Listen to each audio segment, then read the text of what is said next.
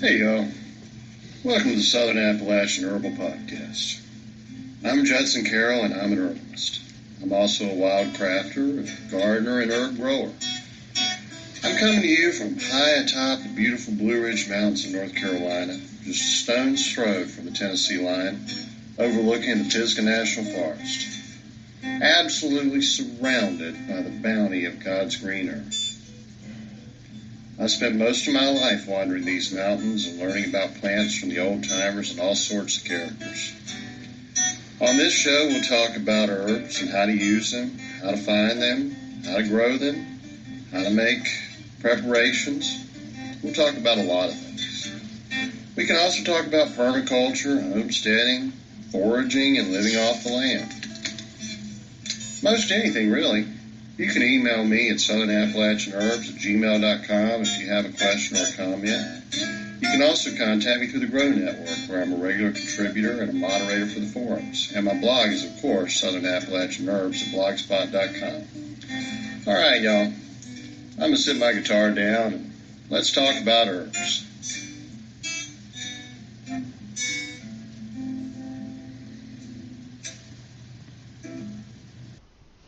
Hey y'all, welcome to this week's show. It is a miserable, cold, rainy day here in North Carolina, and just reminding us that winter is not yet over. So I hope you heeded my advice when I said check your last average frost date before you plant, because we had about at least a month of unseasonably warm weather. And I know a lot of people went ahead and started their gardens. Hopefully you did not, because seeds are more expensive now than they ever have been. And we need to kind of husband our resources, so they say. If you have not begun saving seeds, I highly recommend that this year you learn to save seeds from every heirloom vegetable and herb, etc., that you grow, and get away from hybrid seeds. Because things, I know it seems like I say it every show these days, but heck, we just had a bank crash. The biggest bank crash since '08, I think they said, or '07. We don't know what's going to happen. We could be drawn into a war. We could have financial collapse. Learn to save seeds this year. You'll find a lot of great resources on the Grow Network. I'm sure you'll find a lot of great resources on Permies.com. There are some excellent books. Just look up seed saving. There are more titles than I could really get into. And learn this year. Save seed. My grandparents did it. My great-grandparents did it. They did not order a bunch of seeds from catalogs. They just save seeds every year.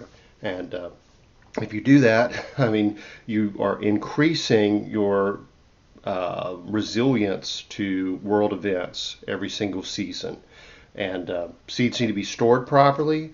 You may need to store them in a freezer or a refrigerator. You're going to have to learn all of that. But I think it's more important now than it has been at any point in this country for generations. So before we get into this week's herb, which is mint, very useful, very easy to grow. Mint is one you're not going to have to save seed from. It's perennial, and it's going to come back every year. It's going to self-seed. It's going to spread, which I think is wonderful. A lot of people complain mint takes over the garden, but hey, I like plants that grow rampantly. That means I can use as much as I need of them, and they're going to keep coming back. And mint is an excellent medicinal herb, as well as an excellent culinary herb. There are many ways to use mints that you may not have thought of. And speaking of culinary herbs and such as that, yes, last week, once again, I forgot to give you the recipe from my book, Omnivore's Guide to Home Cooking. People want to hear the food. I know. This show has become 90% about herbal medicine and 10% about food. That's fine with me. And it may even be 80-20. I love food and I love to cook. Mint can be used in so many unexpected ways. Mint actually pairs remarkably well with tomatoes. You can do a nice dish of eggplant. You can do I like to kind of fry the eggplant and then do a sauce with tomato and mint and garlic. Really nice. That is just so good. You'll be really surprised how well mint works for that. Mint, of course, works well with lamb, but I'd stay away from like this kind of sweet mint sauces most people use. I use mint more like You might use an herb in like chimichurri or something. I just take the mint and I chop it up and I pound it together with some olive oil and garlic, salt, pepper, hot pepper. You know, good to go. Makes an excellent sauce, really for rich meats, but also for fish. And that's what I wanted to get into this week. You know, it's Lent, and I'm Catholic, so on Fridays I don't eat meat. I eat fish. I actually fast on Fridays until dinner time, and then I have a meal of seafood or just something based on cheese and vegetables and all that. But you know, I really love seafood. I love fish, and I love shrimp, and I love oysters and all that. So this time of year, I have a really good excuse to eat a lot of seafood. You know, I think everyone probably knows how to fry fish. You know, you just bread it in some seasoned either flour or cornmeal, and you can add, well, some people use a little breadcrumbs, but you season it however you like. I will usually just use Tony Chachere's Creole seasoning in some flour, bread it, and fry it. The key to get good fried seafood is the temperature and the freshness of the oil. You see, when people think of fried foods as greasy, that's because restaurants will cook foods at a lower temperature so they can keep reusing their oil. Every time you heat cooking oil, you lower the smoke point. By cooking at a lower temperature, you're extending the life of your oil. Sometimes you'll actually go to a place and the food really is greasy and tastes bad, and that's because they cooked with the oil after it had reached its smoke point. You never want to do that. Fried food actually does not need to be greasy at all, whether it's deep fried or pan fried. The thing is, especially you'll see it with deep frying, when you drop something in that hot oil, it starts to bubble and bubble and bubble. That is water and air, actually, but especially water coming out of that food. Air kind of depending on what it is. I mean, that's more like donuts and such. But I mean for like fish, that's water boiling out of the food. Water and oil don't mix. So actually that bubbling, that boiling of the deep frying is preventing the oil from getting into the food. It comes out nice and crispy and just golden brown, delicious, exactly what we love, right? At a lower temperature, the oil will go into the food, or old oil will go into the food. So, you know, that's how simple frying can be. You just got to do it at the right temperature. If you're not comfortable pan frying and you don't have a deep fryer, you can actually oven fry. Take basically a baking dish or a roasting pan, put some oil in it, a couple inches, an inch to a couple inches of oil, whatever, and set the temperature of your oven to the exact temperature whatever recipe you're using recommends for frying. You set it in there, let the oil come to temperature, let the oven preheat, in other words. Very gently lay your foods into the oil because has a tendency to splatter and you can have an oven fire. But really, you can close the door, walk away, and you know exactly when that food's ready because you have the temperature absolutely controlled, and you can look at the clock and know exactly how many minutes it's been in there. So if you've got a recipe that says, you know, fry at 450 for, I don't know, 10, 15 minutes, whatever, all you got to do is put it in the oven, look at the clock, and come back in 10 or 15 minutes and pull it out. Just be very careful you're not splashing oil around in your oven. Pan frying is a little bit more of an art. Always use a heavy, cast iron is best, but always use a heavy pot or pan. Big, nice, heavy cast iron frying pan is perfect because it's going to maintain its heat better. That's really one of the main benefits to pan frying chicken or whatever in a cast iron pan is it maintains its heat because of the thickness, the amount of iron sitting there. Use a thermometer if you like. I think for beginners and for many people that may be the preferable option to know the exact temperature of your oil. I tend to go the old-fashioned way by just dropping a little bit of flour in and seeing how it fries, and if it turns out right, I know I'm ready to go. You go by scent, you go and sound, essentially. Sight, scent, and sound. It takes practice. It's going to take a few years of pan frying before you get it right. But the benefit of pan frying, especially with like fried chicken and such, is the bottom of what you're frying is just kind of sits on the bottom of the pan, and it gets kind of darker than the rest of it, and you get so much good caramelized flavor out of that. really nice. But once you master the art of pan frying, uh, you're probably going to prefer it, really, except with French fries. I still will deep fry or oven fry my French fries if I have the choice. When it comes to shrimp really is good any way you do it. You don't have to bread it. You don't have to anything. But if you want to do, Calabash, North Carolina style shrimp, really the secret there is getting cake flour. They use, I think it was it Snows or Swan. I can't remember the name. It's a cake flour. It's very fine. I learned that from one of the old families in Calabash, North Carolina. They just season it with salt, dredge the shrimp through there. You just put enough shrimp on there to stick, and just fry it. And I mean, it's ready in minutes. It's very, very quick. If you're deep frying, you drop it in, and as soon as that sound kind of changes from whoosh to crinkle, crinkle, that's really how you do it when you work in a kitchen. Uh, you scoop it out and fry it and serve it fresh. I mean, fresh, and it's just going to be excellent. If you're not into breading and frying shrimp, one of my favorite recipes is shrimp a la Creole. This is, I mean, it's associated with Louisiana. I have a little bit of Creole heritage. I think it's been versions of it have been popular in Alabama, Georgia, South Carolina, and in my family. So you don't bread the shrimp in this. All you do is peel and devein your shrimp if you like deveined shrimp. You can certainly don't have to devein the shrimp if you don't want to, but have your shrimp ready, about a pound or so, right? Get your pan hot, put in some either lard or olive oil, a mix, whatever you like. Get it good to go. Finely chop up your onions, throw them in. Along with the onions, some chopped peppers, bell peppers, poblano peppers, hot peppers if you like, peppers, celery, finely chopped celery, and save the celery tops. You only use the celery leaves too. When the onions are translucent, throw in chopped garlic. You don't want your garlic to burn. Let that cook. Push it to the sides a little bit. Throw in your shrimp. Season them up with some good Creole seasoning. Throw in a few dashes of Worcester sauce and some tomatoes. These can be fresh tomatoes you peeled. These can be canned tomatoes, home canned or store bought. Just good tomatoes. Put them in there. Glass of white wine. Salt and pepper to taste. Cayenne pepper to taste. Hot sauce if you like hot sauce. Whatever. Cook it up, serve it over rice, and it's going to be one of the best meals you will ever have in your life. Shrimp a la Creole is wonderful. You can do fish a la Creole.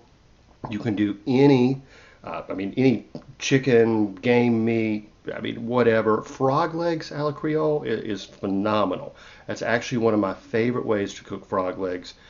Crawfish tails. You can do crab meat. I'm telling you, it's just a simple, basic Creole sauce. And it can work with just about anything. And as long as you got some good buttered rice to go with it, you're going to be in heaven, culinarily speaking.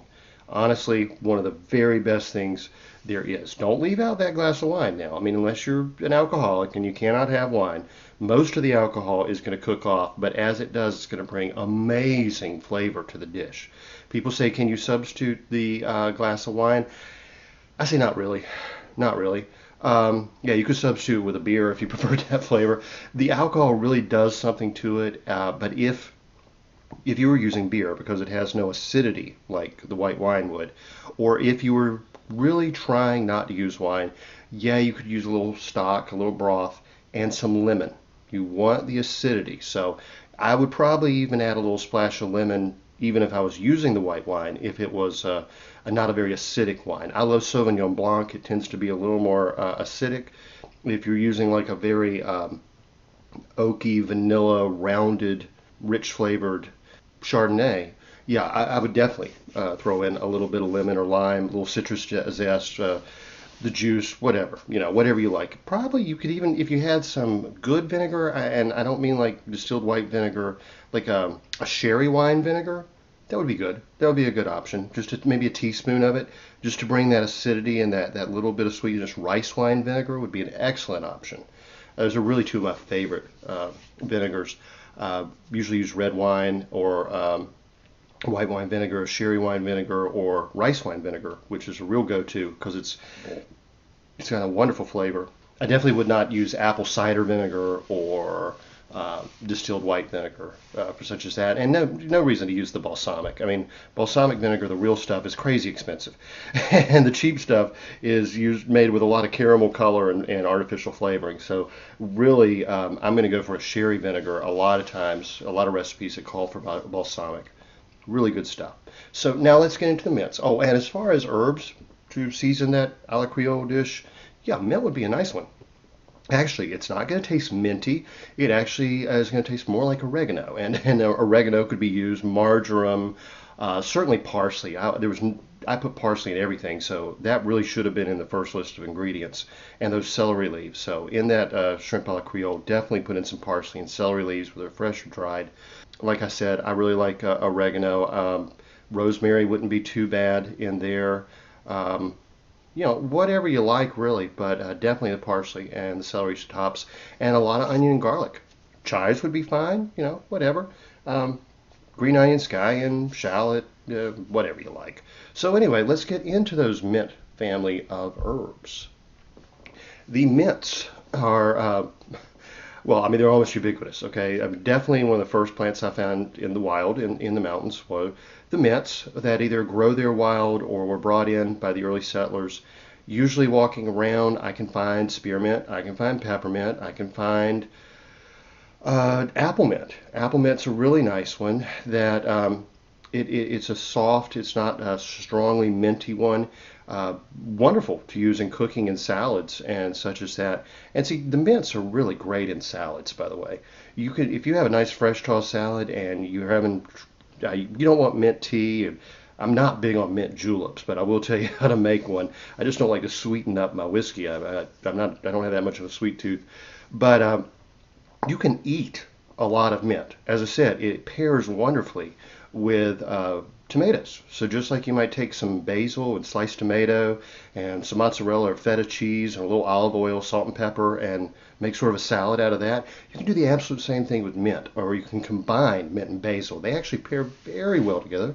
They're in the same family. Like I said, to me a mint julep is just a waste of good bourbon, but if you do have a sweet tooth, yes, mints are rampant. Grab a bunch of them, shred them up, pound them up, muddle them in your glass, and add your bourbon and simple syrup and enjoy a mint julep. But that's not my style, to say the least.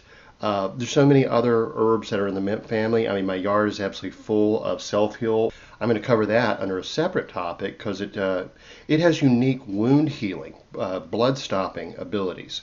But the mints, the strong mints, that also would include pennyroyal and water mint. Those are actually probably the strongest members of the mint family. They're just so good for colds and fevers and all kinds of good stuff. Mints have been used for as long as man has used herbs. I mean, the Ebers papyrus, the Ebers papyrus, it's like 1500 BC. It's an old Egyptian papyrus. It talks about using mint for flatulence, to aid digestion, to freshen the breath, and to stop vomiting. In the Bible, the Gospel of Matthew mentions mints as one of the tithes of the Hebrew temple. That shows how important it was. They tithed things of value. And so mint was one of the most valuable of the tithes. Mints were very well known to ancient Greek and Roman herbalists. Theophrastus, in his Inquiry into Plants, makes frequent mention of Bergamot mint. That, nowadays, we would probably think that was Monarda, bergamot, but actually it was mint because Dioscorides makes that clear that several mints could be used interchangeably, and that bergamot mint was probably the common, I guess you would say, phrase or moniker, nomenclature, whatever, for basically the spearmint that we would think of today. Peppermint is the mintiest of the mints that's commonly grown in the garden. Watermint and pennyroyal are stronger. Peppermint is a very hybridized plant. You're not going to get great results usually growing peppermint from seeds. You need to take it from cuttings. Basically, certain varieties of spearmint and peppermint were selected over thousands of years and bred to be much mintier than the wild varieties, like I mentioned, like apple mint, which is just very slightly minty. And now we have so many interesting mints. There are chocolate mints and lemon mints, and I mean, all these flavors have come about through plant breeding. And if you want to have that diversity and variety, you're going to need to learn to grow mints from cuttings as opposed to relying on seeds. You can order some good, seeds, hybridized seeds, or some of them are actually heirloom, but they're very specific varieties. And after they grow out, you're going to want to take cuttings and keep propagating them off of that. Otherwise, eventually the pollens are going to mix and they're going to revert back to their wild state. But probably not going to happen in your lifetime, actually, so I wouldn't worry about it a whole lot. And as these are perennial and they just keep coming back, you get one good mint plant growing and it just kind of keeps spreading, and you really don't have to worry about propagation a whole lot at all. Dioscorides said, let's see, his Greek word was hediosmus. I don't speak Greek, but anyway, that was what he called mint.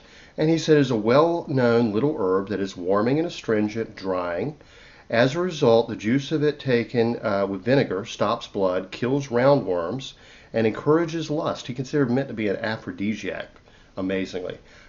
Two or three, and I can kind of see where he's going with that. Maybe I'll mention that in a minute. 2 or 3 little sprigs taken in a drink with the juice of sour pomegranate soothes hiccups, vomiting, and bile. Applied with polenta. They didn't have corn, so I'm guessing he means sort of a mush made of another grain, because polenta is made from corn. Anyway, applied with polenta, it dissolves suppurations, those are sores, essentially.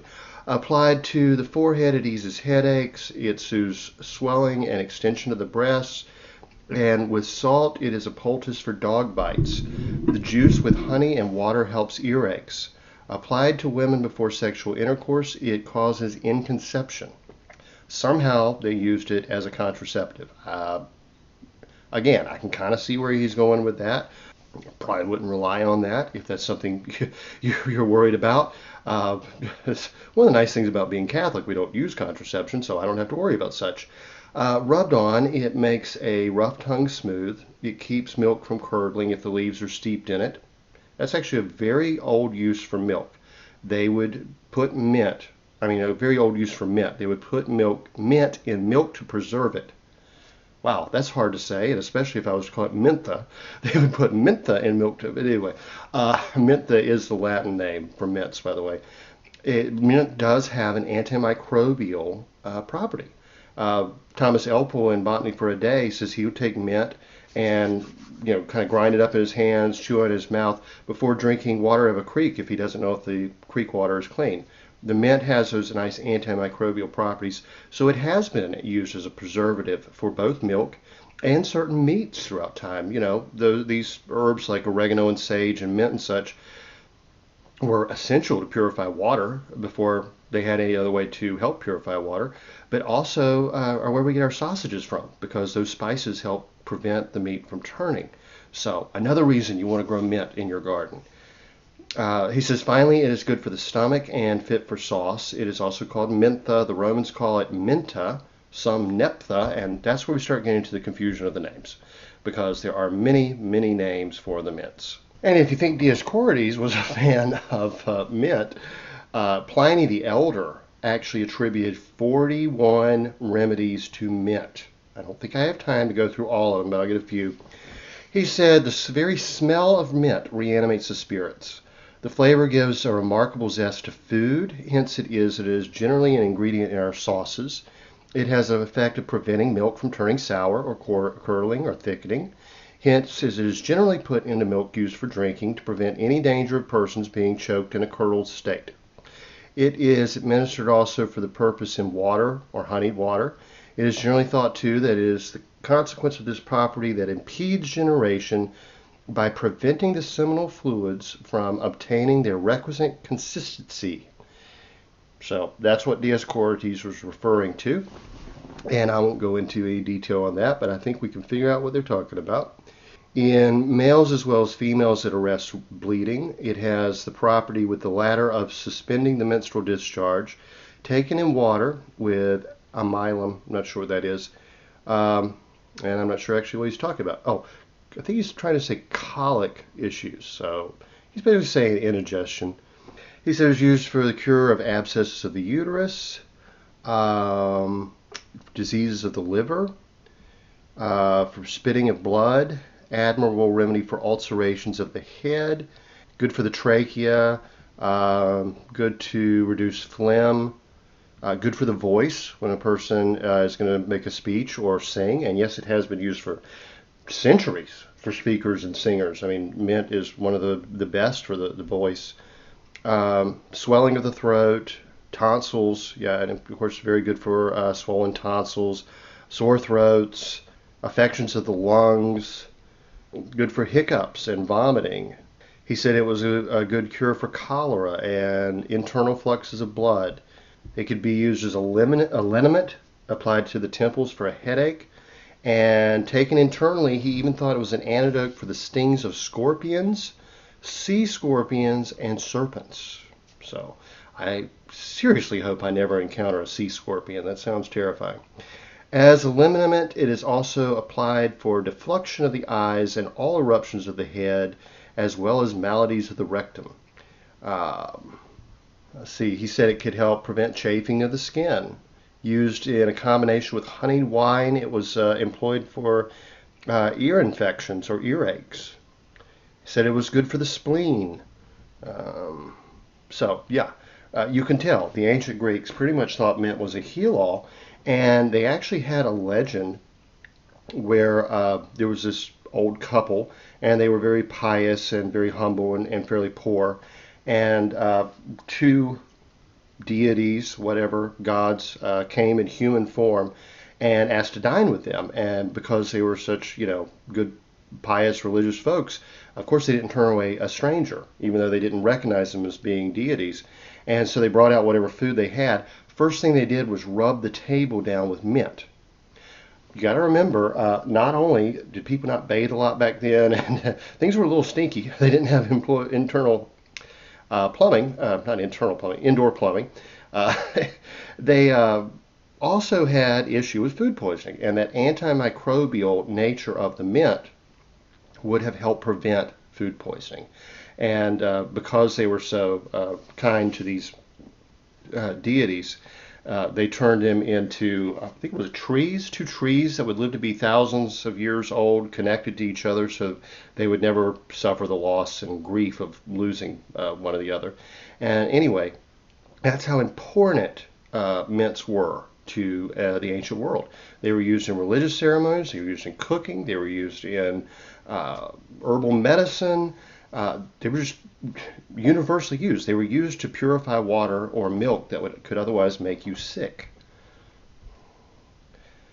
Charlemagne, the Holy Roman Emperor Charlemagne, said mint was he ordered mint to be grown in gardens for the good of the Roman Empire. Benedictine abbot Walafrid Strabo, who wrote the first,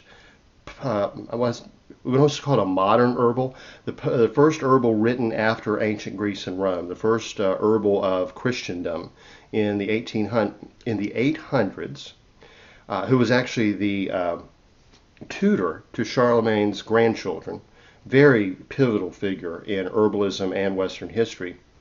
He wrote the excellent herbal. If you can ever find a copy of it, it's long out of print. Written in 1800, there was a really good translation, probably in the 40s or so, into English, and it's a beautiful book if you can ever get a copy of it. It's called Hortulus. Hortulus is basically garden in Latin, and it's all written in poetry. And he said, mint, I shall never lack a good supply of common mint, in all its many varieties, all its colors, all its virtues. One of its kind is thought to be good for the voice. If a man is often troubled by hoarseness, wets his dry throat with a julep of mint, the roughness will go and the tone become clear. A julep of mint at that point would have been mint steeped in wine with a little honey. Another kind there is with a different scent and a rather harsher taste, which grows very thick. It's probably peppermint. By that time, by 800, they had probably hybridized the mint enough to get this mint. In full spread of leaf, casts no mean shadow, but like the danewort, it aims high on its strong stem and stretches its wings. Actually, with a higher stem, that's probably peppermint. I mean, spearmint. Yes, that is probably spearmint. Of leaf on every side, but if any man can name its full list and all kinds and all the properties of mint, he must be one who knows how many fish swim in the Indian Ocean, and how many sparks Vulcan sees fly in the air from his fast furnace at Etna. So, by that flowery language, all he means is there's so many kinds of mint that nobody even knew them all and all the uses of them. And yes, the mint is a very large family. All the mints have square stems. That's one of the main ways you know the mints. I believe they're usually alternate leaves on square stems. And it's one of the easiest plants to learn to identify. You really can't go wrong with mints. Some of them don't taste or smell minty at all, by the way.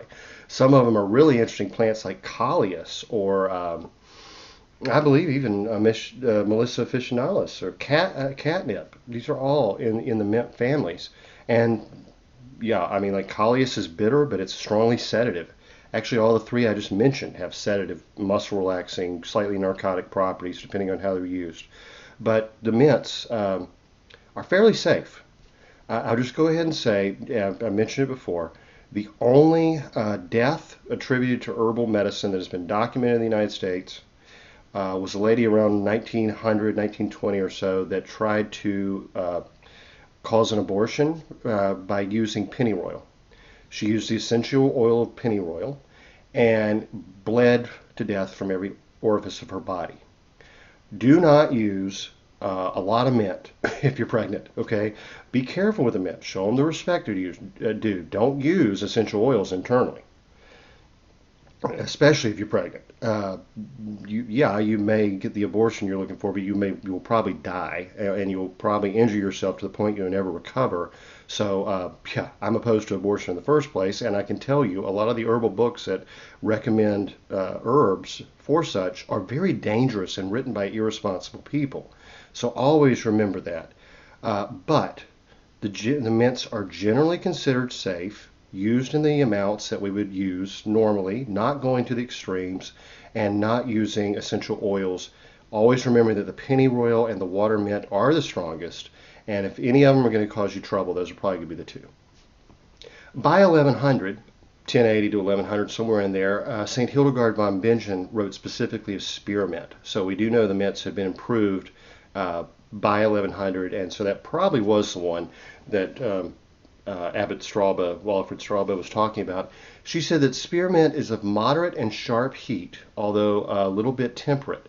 One whom is gitched, that means vergitcht to get, that's a very broad term in old German that could be anything from arthritis to paralysis following a stroke, stiff and sore muscles, just, you kind of get the idea.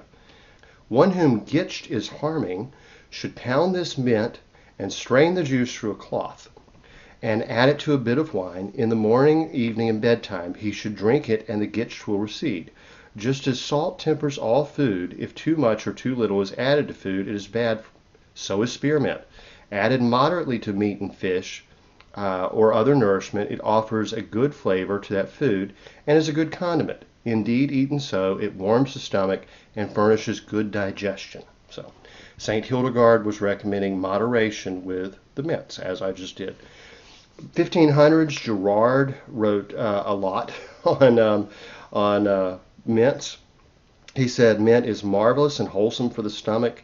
It stayeth the hicket, which is the hiccup, par-breaking, vomiting, scouring the caloric passion if it be taken with the juice of sour pomegranate.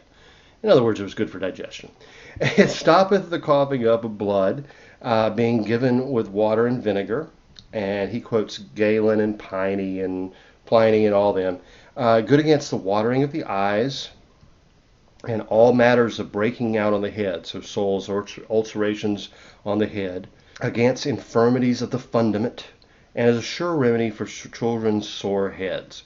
So basically he's saying he's good for both ends. That's essentially what he's saying. He's talking, anything from, hemorrhoids to whatever to sores on the head.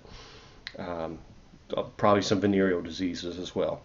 It is good poured into the ears with honey water. It is taken inwardly against different worms, intestinal worms, and it does have some vermifuge properties. It has some antimicrobial properties. Obviously, one of the reasons you wouldn't want to use it if you're pregnant. It is applied to the bitings of mad dogs. He believed that it could help prevent rabies. We have no evidence for that, but that is one of the ways it was often used. With its antimicrobial properties, perhaps, but rabies is pretty serious. I wouldn't rely on that. Could be used for both men and women to have some contraceptive effect. Whether it's true or not, I cannot say. The garden mint taken in meat or drink warmeth the stomach, and drieth up all superfluous humours gathered in the same, and causeth good digestion. Again, all I say is it's good for digestion, and it would help get rid of mucus on the stomach. Good for gas and pains in the belly and the bowels, appeaseth the headache. Good to stop vomiting or prevent vomiting. He said it was singularly good against the gravel and stone of the kidneys. And that being boiled in wine and drunk was good to get rid of kidney and bladder stones. And also a very practical use. Very good he said, to lay it on the stings of wasps and bees with good success. And that's true. If you get stung by an insect, a bee sting or something, the mints are one that will really help soothe and bring down the inflammation of that sort. Tobacco is much better. Plantain is better, but mints are very good. Culpeper said it was an herb of Venus, and it had a healing, binding, and drying quality. Taken in the juice of vinegar, it would stay bleeding. He also thought it had aphrodisiac effects.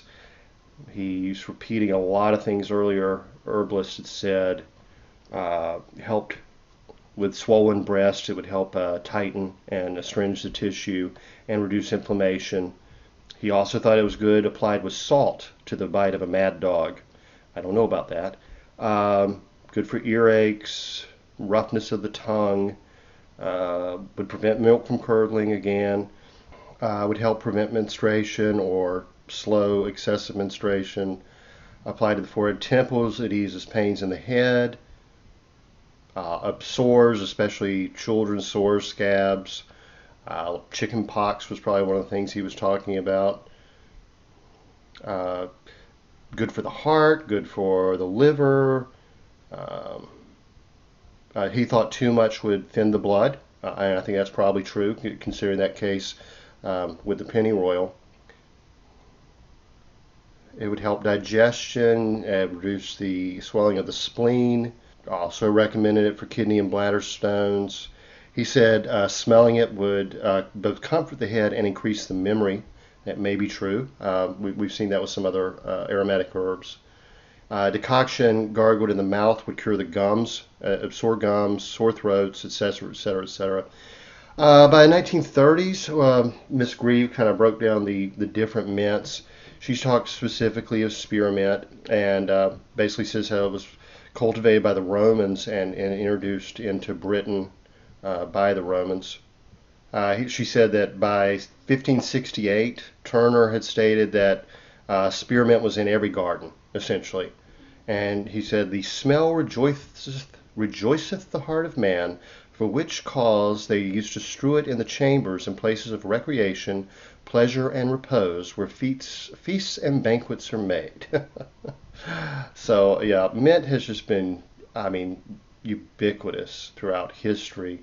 And she gives so much history. I've seriously got probably 5 pages of history here just from Miss Grieve in a modern herbal. And we were already running along on this one, but I just say, she said spearmint is chiefly used for culinary purposes. The properties of spearmint oil resemble those of peppermint, being stimulant, carminative, and antispasmodic, so settles the stomach and reduces spasms, muscle spasms, intestinal spasms, etc.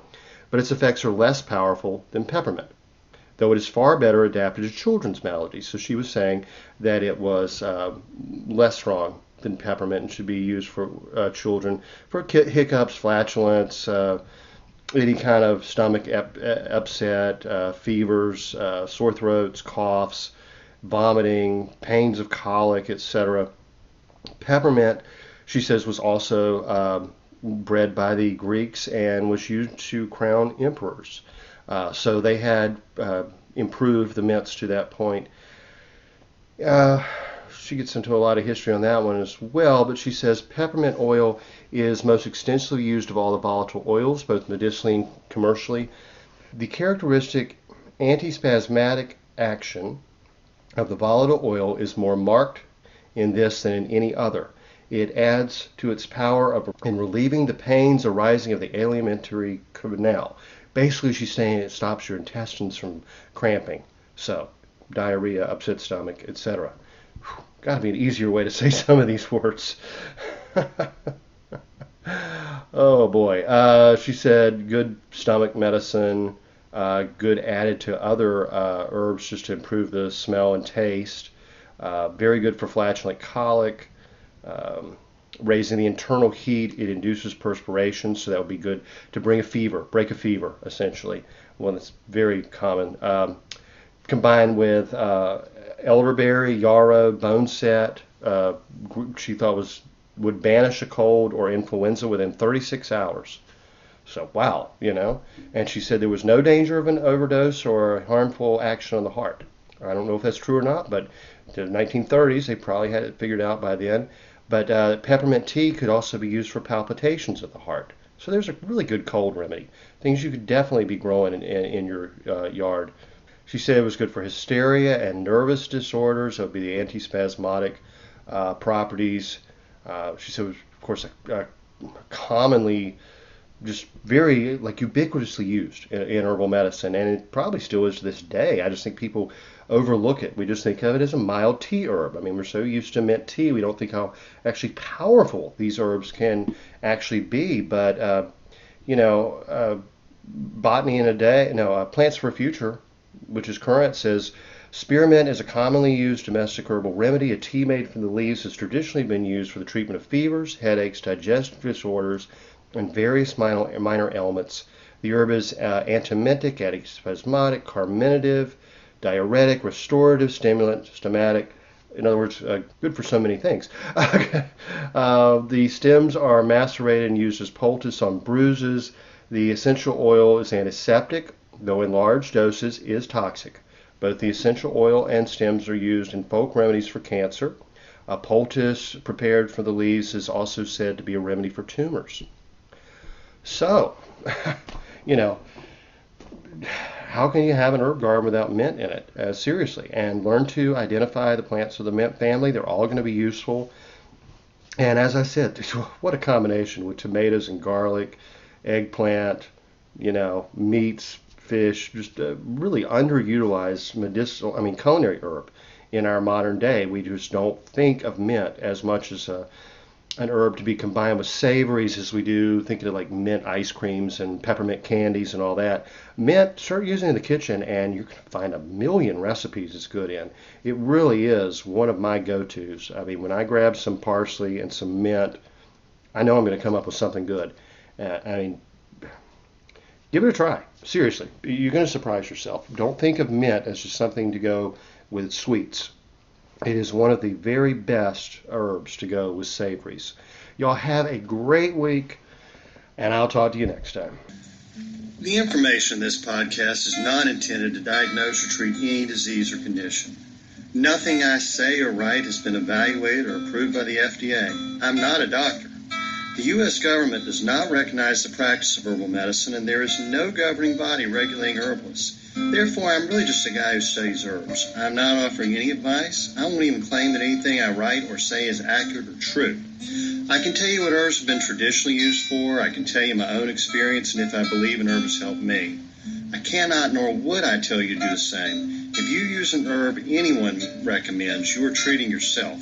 You take full responsibility for your health. Humans are individuals and no two are identical. What works for me may not work for you.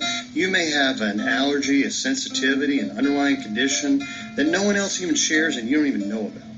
Be careful with your health.